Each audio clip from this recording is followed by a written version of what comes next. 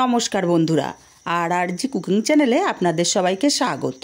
আজকে নিয়ে হাজির হয়ে গেলাম তেল ছাড়া হাতে মাখা ইঁচড়ের একটা দুর্দান্ত রেসিপি নিয়ে। তো চলুন শুরু করা যাক।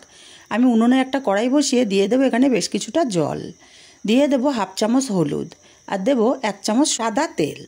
এবার এখানে দিয়ে দেবো কেটে রাখা এঁচড়। আমি এঁচড়গুলো একটু বড় বড় টুকরো করে কেটে নিয়েছি।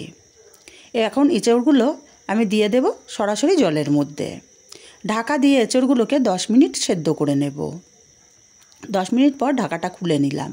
নাড়াচাড়া করে দেখে নেব এঁচড়গুলো সেদ্ধ কতটা হলো। এঁচড়টা আমার ভালো মতো সেদ্ধ হয়ে গেছে, এর চেয়ে বেশি আমি সেদ্ধ করব না। এবার নামিয়ে জলটা ঝরিয়ে ঠান্ডা করে নেব। এঁচড়গুলো জল ঝরিয়ে পুরোপুরি ঠান্ডা করে নিয়েছি।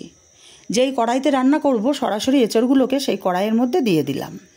দিয়ে দেব বেশ বড় টুকরো করে কেটে রাখা আলু, 2টো তেজপাতা ছিঁড়ে দিলাম, বড় সাইজের একটা পেঁয়াজ কুচি দিলাম, দেবো একটা বড় সাইজের টমেটো, 1 চামচ রসুন বাটা, 1 চামচ আদা বাটা, দেবো 1 চামচ লঙ্কার গুঁড়ো, ঝালটা অবশ্যই যে যার স্বাদ অনুযায়ী দেবেন, 1 চামচ হলুদ, দিয়ে দেবো 1 চামচ ধনে গুঁড়ো, আর হাফ চামচ দিলাম চিনি।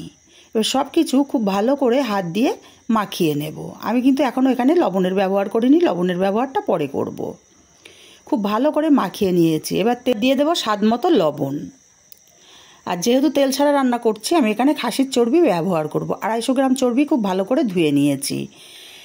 আর এখানে অর্ধেকটা চর্বি আমি দিয়ে দিচ্ছি, আর অর্ধেকটা পরে ব্যবহার করব। চর্বিটাকে দিয়েও খুব ভালো করে মাখিয়ে নেব এঁচড়ের সাথে।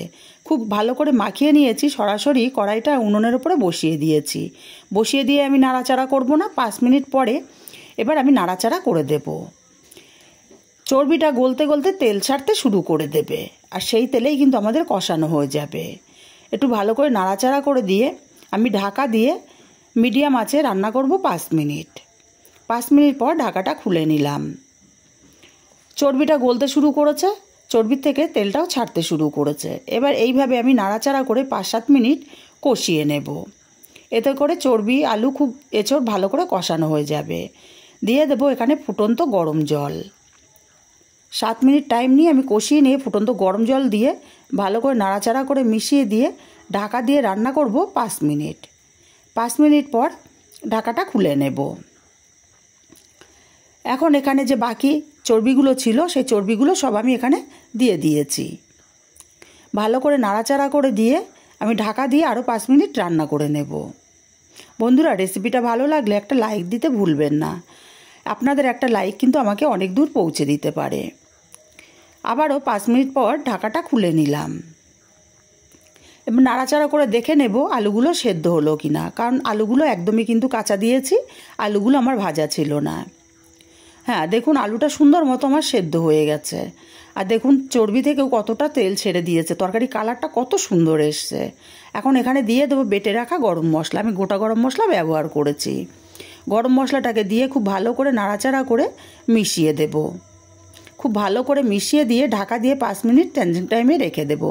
5 মিনিট পর তৈরি হয়ে গেল আমার তেল ছাড়া হাতে মাখা এঁচড়ের রেসিপি। রেসিপিটা কেমন লাগলো কমেন্ট করে জানাতে ভুলবেন না।